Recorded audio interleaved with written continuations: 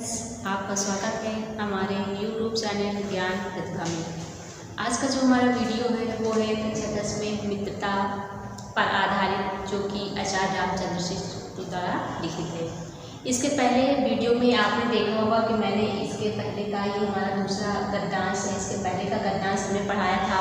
जैसा कि बोर्ड के पेपर में पूछा जाता है, गद्यांश दे दिया जाता है, उससे जुड़े कुछ प्रश्न दे दिए जाते हैं जिसके बच्चों को, छात्रों को पढ़कर उत्तर देने होते हैं। तो आइए हम आज अगला गद्यांश देखते हैं कि इसमें क्या पूछा गया है। तो इसमें कहा गया है कि विश्वास पात्र मित्र जीवन की एक औषधि है। हमें अपने मित्रों से यह आशा रखनी चाहिए कि वे उत्तम संकल्पों में हमें दृढ़ करेंगे, दोष और त्रुटियों से हमें बचाएंगे, हमारे सत्य, पवित्रता और मर्यादा के प्रेम को पुष्ट करेंगे। जब हम कुमार्ग पर पैर रखेंगे तब वे हमें सचेत करेंगे, जब हम हतोत्साहित होंगे तब हमें उत्साहित करेंगे। सारांश यह है कि वे हमें उत्तमतापूर्वक जीवन निर्वाह करने में हर तरह से सहायता देंगे। सच्ची मित्रता में उत्तम से उत्तम व्यक्ति की निपुणता और परख होती है। अच्छी से अच्छी माता का साथ धैर्य और कोमलता होती है। ऐसे ही मित्रों से जो है मित्रता करने का प्रयत्न जो है वो पुरुष को क्या करना चाहिए। तो देखिए, अब इससे जुड़े कुछ प्रश्न दिए गए हैं। जैसा कि पहला प्रश्न पूछा गया है कि उपर्युक्त पद्यांश के पाठ व लेखक का नाम लिखिए। तो उपर्युक्त पद्यांश के पाठ का नाम क्या है? मित्रता है। लेखक का नाम क्या है? आचार्य रामचंद्र शुक्ल। तो ये तो यहाँ पर लिखा हुआ है, लेकिन परीक्षा में लिखा तो रहता नहीं है। वहाँ पर केवल आपको एक गद्यांश दे दिया जाएगा और प्रश्न दे दिए जाएंगे। आपको ये अपने बुद्धि के द्वारा समझना है कि किस पाठ के द्वारा लिया गया है और इसके लेखक क्या क्या नाम होगा। तो आप इसको जो है संदर्भ के रूप में भी लिख सकते हैं या ऐसे भी लिख सकते हैं कि उपर्युक्त पद्यांश के पाठ का नाम मित्रता है और उसके लेखक जो है वो कौन है? आचार्य रामचंद्र शुक्ल जी हैं। और अगर चाहें तो आप उत्तर डाल के संदर्भ में भी लिख सकते हैं कि प्रस्तुत पद्यांश हमारी पाठ्य पुस्तक हिंदी काव्यखंड में संकलित मित्रता पाठ पर आधारित है, जिसके लेखक कौन है? आचार्य रामचंद्र शुक्ल जी हैं। फिर अगला प्रश्न है हमारा कि रेखांकित अंश की क्या करनी है? व्याख्या करनी है। जिसके नीचे लाइन खींची हुई है ये हमारे रेखांकित अंश हैं। क्या है? रेखांकित अंश हैं। इसको पढ़कर आपको इसकी व्याख्या करनी है, मतलब इसको पढ़कर आपको अपने शब्दों में इसका अर्थ लिखना है। क्या लिखना है? अर्थ लिखना है, अर्थात व्याख्या करनी है। तो आइए देखते हैं कि इसकी व्याख्या किस प्रकार करेंगे। कहा गया है कि विश्वास पात्र मित्र जीवन की एक औषधि है। क्या है? औषधि अर्थात दवा बताई गई है। कहा गया है जो विश्वास पात्र अर्थात जो सच्चे मित्र होते हैं वो एक औषधि अर्थात किसके समान होते हैं? दवा के समान होते हैं। जिस प्रकार एक सच्चा वैद्य जो है हमारी बीमारी को दूर कर देता है दवा देकर, उसी प्रकार जो एक सच्चा मित्र होता है वो हमारे लिए किसके समान होते हैं? दवा के समान होता है। फिर कहा गया है कि हमें अपने मित्रों से यह आशा रखनी चाहिए कि वे उत्तम संकल्पों में हमें दृढ़ करेंगे। और क्या कहा गया है कि जो सच्चे मित्र होते हैं वो किसके समान होते हैं? औषधि अर्थात दवा के समान होते हैं। जिस प्रकार एक सच्चा वैद्य दवा देकर हमारी बीमारी को दूर करता है, उसी प्रकार हमारा जो सच्चा मित्र होता है वो हमारे अच्छे विचार देकर, अच्छे संस्कार देकर हमारे अंदर की जो बुराई है उसे क्या करता है? नष्ट करता है। फिर कहा गया कि हमें मित्रों से यह आशा अर्थात उम्मीद करनी चाहिए कि वे उत्तम संकल्पों में हमें दृढ़ करेंगे। कि अगर हम कोई संकल्प लेते हैं या कोई कार्य करते हैं तो उसमें हमें और क्या करेंगे? साहस देंगे, हमें दृढ़ करेंगे, हमें और मजबूत बनाएंगे। कहते हैं दोष और त्रुटियों से हमें बचाएंगे। दोष और त्रुटियों से, अगर हम कोई गलती कर रहे हैं या कोई बुरा कार्य कर रहे हैं तो उससे हमें क्या करेंगे? बचाएंगे, अर्थात हमें उससे क्या करेंगे? रोकेंगे। हमारे सत्य, पवित्रता और मर्यादा के प्रेम को क्या करेंगे? पुष्ट करेंगे। जब हम कुमार्ग पर पैर रखेंगे तब वे हमें सचेत करेंगे। हमारे सत्य और पवित्रता, हमारे अंदर सत्य, पवित्रता, मर्यादा, प्रेम, इन सब भाव का क्या करेंगे? विकास करेंगे। मतलब हमारे अंदर इन सब चीज़ों का क्या करेंगे?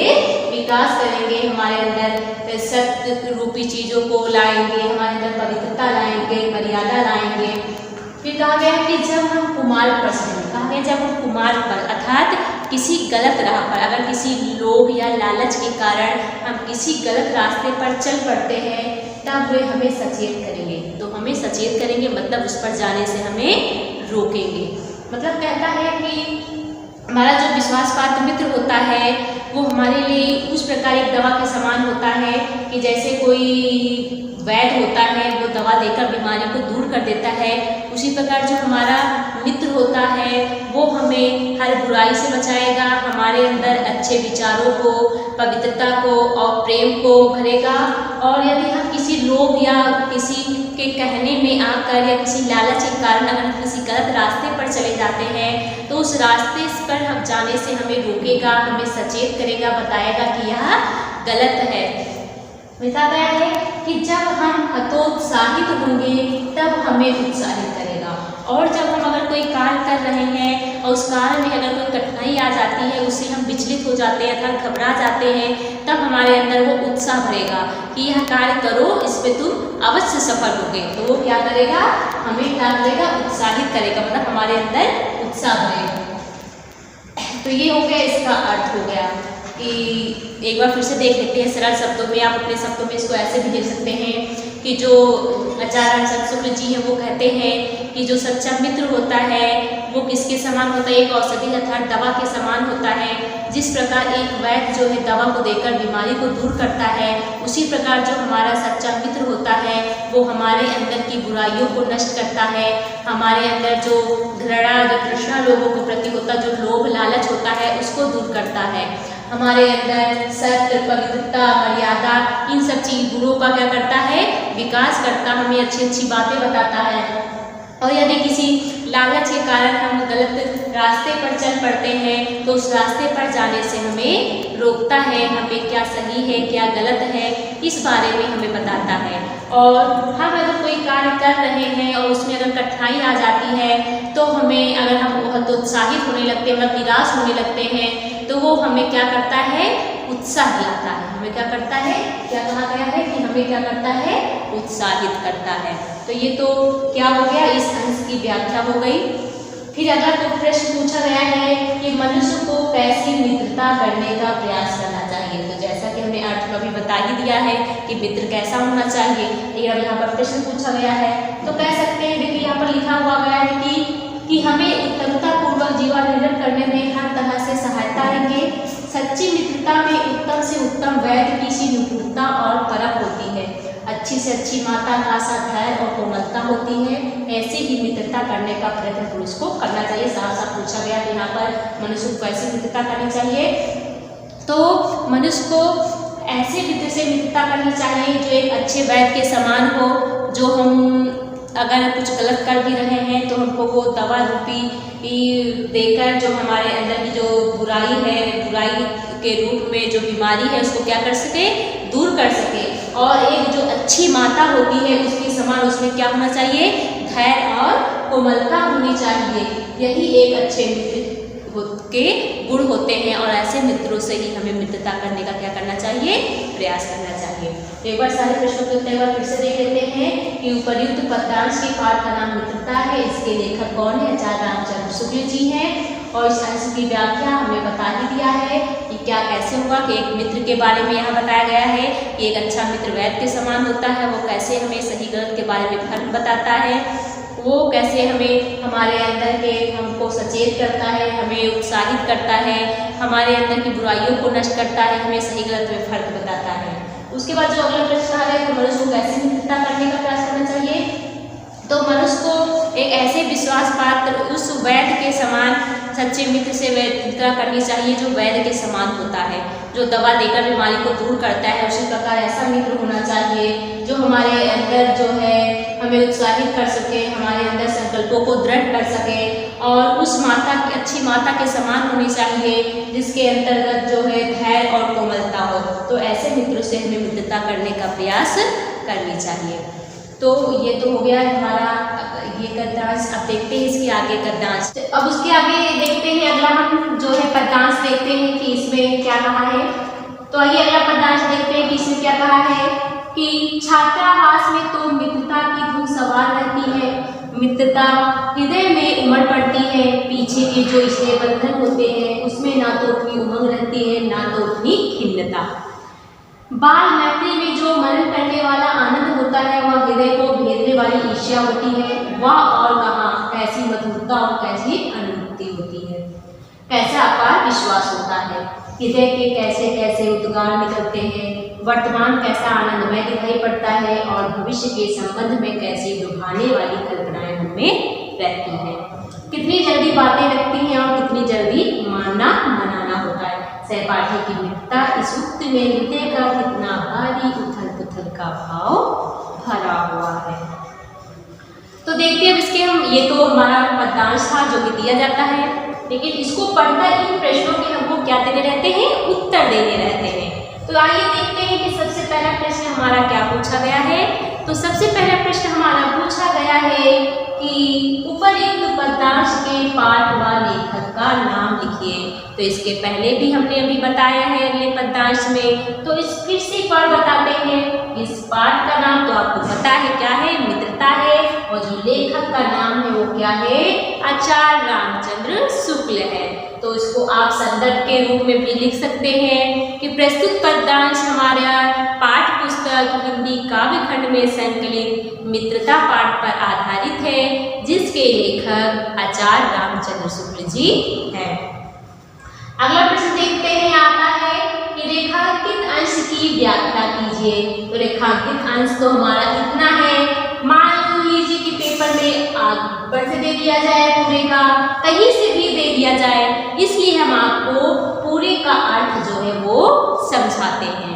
तो देखिए से क्या कहा गया है कि छात्रावास में तो मित्रता की धुन सवार रहती है, मित्रता हृदय में उमड़ पड़ती है। कहा गया है कि छात्रावास में मतलब जो बाहर हॉस्टल रहते हैं, जहाँ बच्चे जाकर रहकर पढ़ाई करते हैं या जहाँ भी रहते हैं वहाँ पर मित्रता की धुन सवार रहती थी। जैसे आप नए नए स्कूल या विद्यालय में जाते हैं तो आपका मन करता है ना कि नए नए फ्रेंड बनाए, था दोस्त बनाए, मतलब मन में एक उमंग रहती है जैसे आप कोई नई जगह पर जाते हैं। तो कहा है यहाँ पर जो छात्रों में जो लोगों में थी वो मित्रता के प्रति धुन सवार रहती थी कि लोगों को क्या है नए नए दोस्त बनाए। मन में एक भाव रहता था कि उनके क्या है अच्छे अच्छे दोस्त बने। मित्रता हृदय में उमड़ पड़ती थी और मित्रता जो है क्या उनके हृदय में जो है एक भाव लेकर क्या हो पड़ती थी, उमड़ पड़ती थी। पीछे के जो स्नेह बंधन होते थे उसमें ना तो उतनी उमंग रहती थी और ना ही उतनी खिन्नता।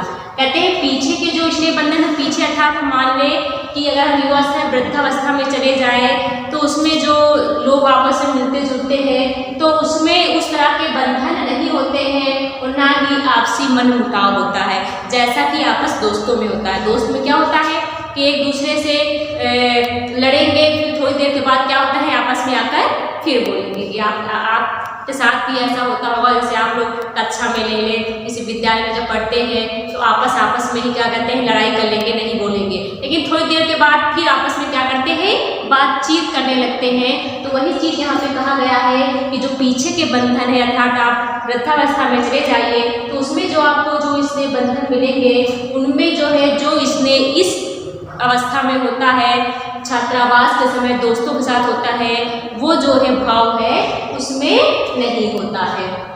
फिर कहा गया है बाल मैत्री में जो मनन करने वाला आनंद होता है, जो हृदय को भेदने वाली ईर्ष्या होती है, वह और कहा है बाल मैत्री अर्थात दोस्त जो बचपन, देखिए जो कहते हैं कि जो बचपन में जो मैत्री मतलब मित्रता होती है जो बचपन में, उसमें जो मनन करने वाला होता है अर्थात याद करने वाला होता है, करने का जो आनंद होता है, जो सुख होता है वो हृदय को भेदने वाली ईर्ष्या होती है। क्या होती है? हृदय को भेदने वाली क्या होती है?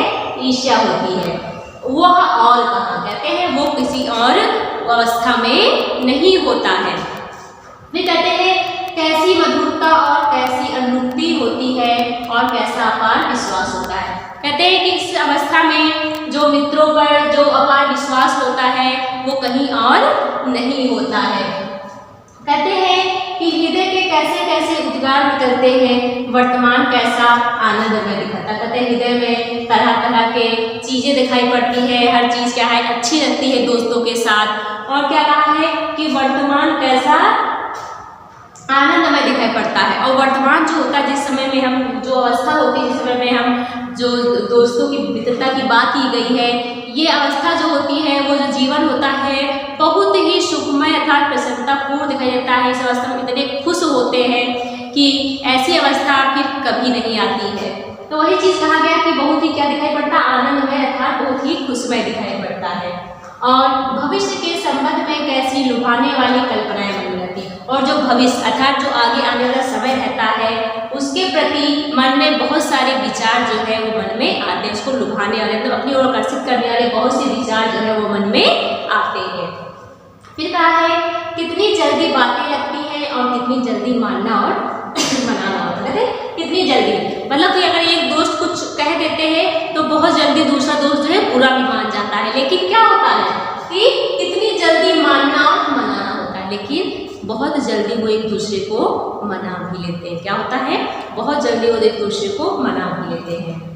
ये कहा गया है सहपाठी की मित्रता इस युक्त में हृदय का कितना भारी उथल पुथल का भाव भरा हुआ है। कहते हैं जो सहपाठी की मित्रता है, इस जो है युक्ति में जो हृदय में जो उसके प्रति जो उथल पुथल है, उसका भाव जो है वो बहुत बड़ा है। मतलब उसके बारे में कुछ कहा नहीं जा सकता है।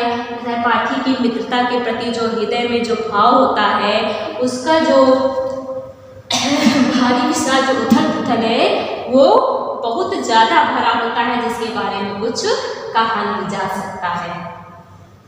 तो इसमें क्या कहा गया है कि जो छात्रावास में जब ये पढ़ने के लिए बच्चे आते हैं, विद्यालय में जाते हैं, तो नया दोस्त बनाने के लिए उनके मन में बहुत क्या रहता है, एक धुन सी सवाल रहती है। और मित्रता के प्रति उनके हृदय में क्या है, एक उमंग, एक प्रसन्न जो है वो उमंग बढ़ती है। और कहा गया है कि जो ये दोस्त होते हैं आपस में बहुत जल्दी क्या हो जाते हैं, रुष्ट हो जाते हैं और बहुत जल्दी एक दूसरे को मना भी लेते हैं। क्या होता है, आपस में एक दूसरे से रुष्ट हो जाएंगे और थोड़ी देर के बाद एक आपस में दूसरे से बोलने लगते हैं। बहुत जल्दी मानना और मनाना होता है। तो ये चीज़ें बताई गई है इस पद्यांश में। फिर अगला प्रश्न देखते हैं क्या कहा है कि मित्रता कब और कहाँ उम्र बढ़ती है। तो देखिए अभी मैं यहाँ पर बताया है कि जो है सहपाठी की मित्रता युक्ति में हृदय का कितना भारी उथल पुथल कहते उम्र बढ़ती। देखो यहाँ बताया गया है कि छात्रावास में तो मित्रता की धुन, ये हो जाएगा तो कहाँ गया मित्रता कब, तो छात्रावास में कहाँ उम्र बढ़ती है, हृदय में उम्र बढ़ती है। तो हम ऐसे भी लिख सकते हैं कि छात्रावास में मित्रता जो है हमारे हृदय में जो है वो उम्र बढ़ती है। तो ये तो रहा इस पाठ्यांश का सारांश, जो हमने व्याख्या की है, जो अर्थ लिखा है और किस पाठ से लिया गया, क्या लेखक है, इसके बारे में बताया। आज के वीडियो में इतना ही। धन्यवाद। Subscribe now and press the bell icon. Never miss an update.